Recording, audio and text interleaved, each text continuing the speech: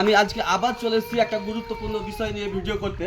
এই যে এখানে সামনে দেখতে পাচ্ছেন মসজিদ, আর এখানে বৃষ্টি হলে জলটা কতদিন থাকে মোটামুটি? কতদিন থাকে? 1.5 মাস 2 মাস থাকে। তো এখানে কোনো প্রধান মেম্বার আসেনি এই জিনিসটা দেখতে, কারোর নজরে পড়েনি?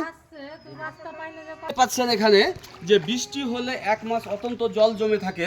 তো মাহিদুল দা প্রধান আর মিঠুন মাস্টার তো আপনাদের দৃষ্টি আকর্ষণ করছে আমার ভিডিওর মাধ্যমে। এত বড় একটা দৃশ্য আর একটা ধর্মের জায়গা আপনাদের নজরে পড়ে না? তো এই নামাজ পড়তে কি এখানে কেউ আর এখন আসে না? এইদিকে দেখে বলো। আসে না অনেক কেউ। মানে কেন আসে না?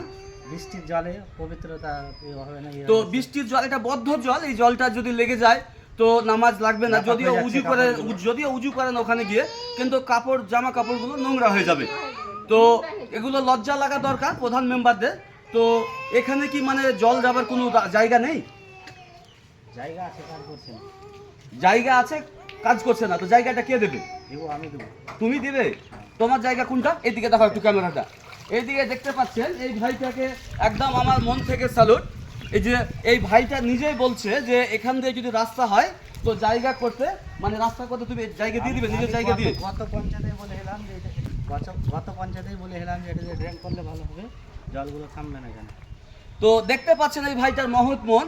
ও নিজেই বলছে যদি এই জলটা যাবার কোনো জায়গা দিয়ে রাস্তা না পায়, এখনকার তো প্রধান মেম্বারের একটা বাহানা যে ওখানে জল পাস করার জায়গা পায় না, এই ভাইটা নিজের জায়গা দিয়ে জল বের করার জন্য রাস্তা দেবে। তো এর থেকে ভালো কিছু আর হয় না। তো হবে রাস্তা কোনো এক ব্যক্তি ধর্মের জন্য হয় না। এটা নয় যে এটা মসজিদটা এটা করতে হবে।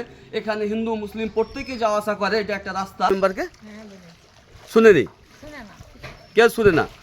তো মিঠু মাস্টার কি এটা দিয়ে যাওয়া আসা করে না? ওর নজরে পড়ে না? মাস্টার ওর ফ্যামিলি প্রত্যেক দিন এখান দিয়ে আসা যাওয়া করে, বলছে যে রাস্তা হবে এই জিনিসটা যাচ্ছে, জল দিয়ে যাচ্ছে আসছে যাচ্ছে। এই তো লজ্জা লাগা দরকার। এখান দিয়ে এই এলাকার যিনি মেম্বার ও রোজ যাওয়া আসা করেন, তারপরেও নজরে পড়ে না। এই যে জলটা জমে থাকে তো অসুবিধা। তো প্রধান মেম্বারকে বলেছেন?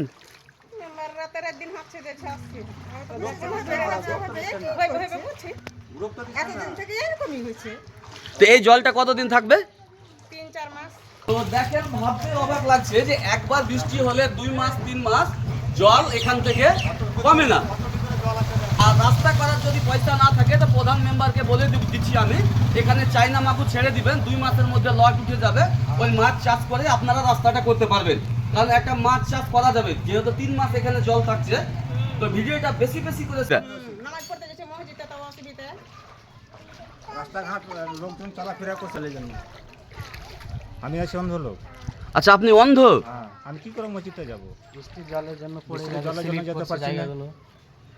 দুঃখের বিষয় শুনে খুব খারাপ লাগলো। ইনি অন্ধ, চোখে দেখতে পান না, আর বাড়ির সামনে জল জমে আছে, আর এই জলের জন্য উনি নামাজ পড়তে পারেন না।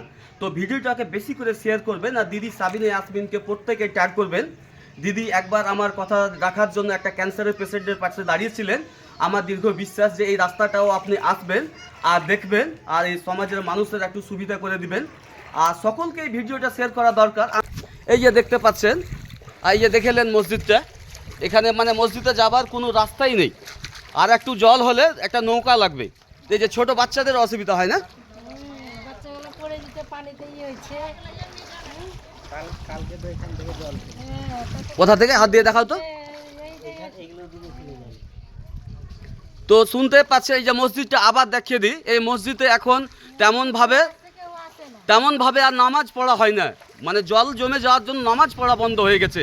এটা বিরাটভাবে প্রতিবাদ করা দরকার, আর ভিডিওটাকে বেশি করে ট্যাগ করা দরকার মহিদুল্লাহকে আর মিঠু মাস্টারকে আর দিদি সাবিনা ইয়াসমিনকে। আমি রাকিব শেখ, ভিলেজ লয়াটোলা। আমার বাবার নাম ফজলু শেখ। আমি কাউকে নয়, কাউরি বাপকেও ভয় পাই না। আমার উদ্দেশ্য হচ্ছে মানব সেবা, সমাজ সেবা, মানুষের পাশে থাকা।